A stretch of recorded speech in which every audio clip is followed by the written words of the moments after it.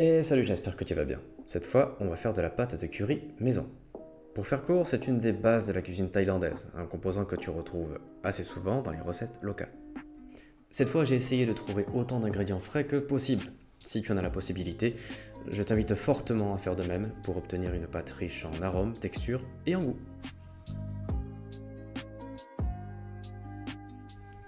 Les premières étapes, réserve les ingrédients secs comme les graines ou les poudres à part.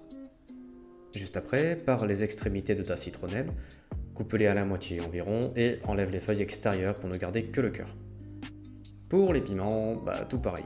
Enlève les tiges et coupe-les en deux dans le sens de la longueur. Comme tu peux le voir, j'enlève les graines pour ne pas avoir un résultat final qui m'arrache trop la tête. Prélève les zestes du kombava et tu peux commencer l'étape suivante. Prends un bon couteau et commence à tailler tous tes ingrédients pour les réserver à part. Si jamais tu veux utiliser un pilon classique comme moi, je te conseille de tailler tes ingrédients assez fins pour les piler plus facilement. Une fois que tu as terminé, tu devrais obtenir quelque chose qui ressemble à ça. Ensuite, cale bien ton mortier et pile les ingrédients secs dans un premier temps jusqu'à obtenir une poudre assez homogène. Après ça, ajoute progressivement les autres ingrédients pour les réduire en purée autant que possible.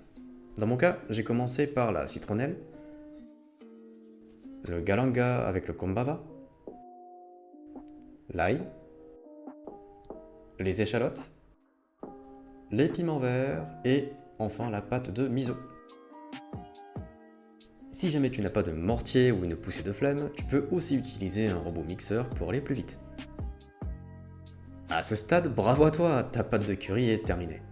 Si tu veux la conserver, je te conseille de la stocker dans un bocal hermétique avec un filet d'huile par-dessus, histoire d'éviter toute oxydation ou autre altération.